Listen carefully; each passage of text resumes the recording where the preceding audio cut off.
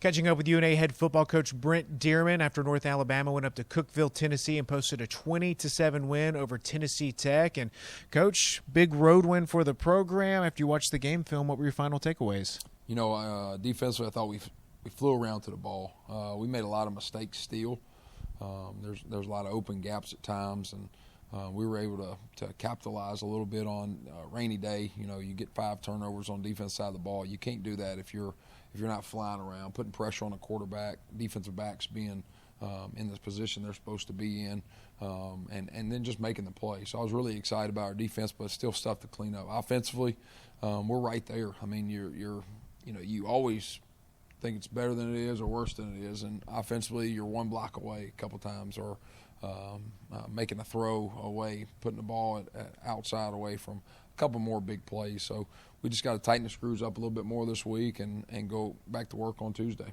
Started on the defensive side of the football. Phil J. Bieniemy named UAC Defensive Player of the Week. 2 interceptions for him. AJC had a pick 6. Philip Osai recovered 2 fumbles. Coach, how dominant was the defense? You know, I never felt like their offense was taking momentum in the football game, and that's a tough task over 4 quarters. So real testament to how our defense played. I felt like they had command the whole game. Even when they drove down in the red zone one time, I knew our defense was going to find a way to make the play or stop them to a field goal, end up getting a turnover down there on a power read play.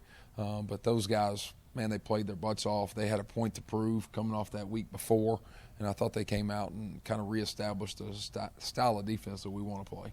Offensively, DeMarcus Lacey's been a bright spot. 3 consecutive games, over 100 yards of total offense, over 100 on the ground against Tennessee Tech. It's been no sophomore slump for DeMarcus. Coach, how consistent has he been each game? You know, we praised him on Sunday because that's a guy that was a receiver last year. You know, and a lot of times you take a receiver and you move him back in the backfield and you're not going to get those power runs.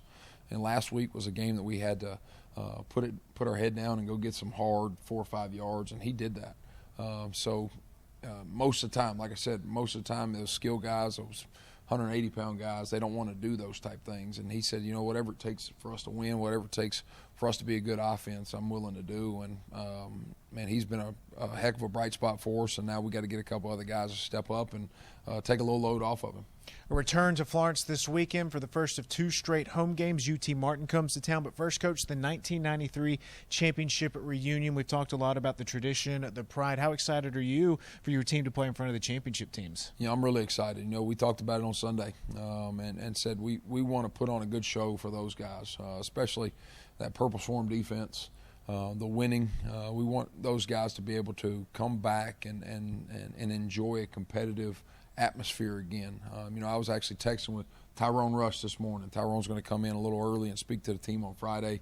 Cody Gross has spoke to this team already. We've had Coach Wallace has come in and spoke to this team. So we're really excited to meet these guys, but also perform well in front of them. The opponent, the 2-time defending OVC champions and UT Martin, Coach, is going to be a tough home matchup. Tell us about the Skyhawks. Skyhawks are really good. They're probably one of the best teams, if not the best team we've played up to this point in this season.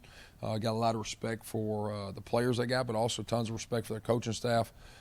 Their head coach is a ball coach.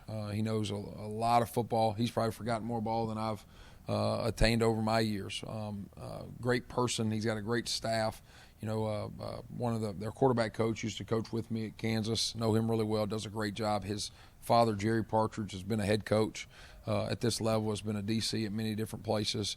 So tons of experience on their staff, and I know they're going to have their guys ready to play.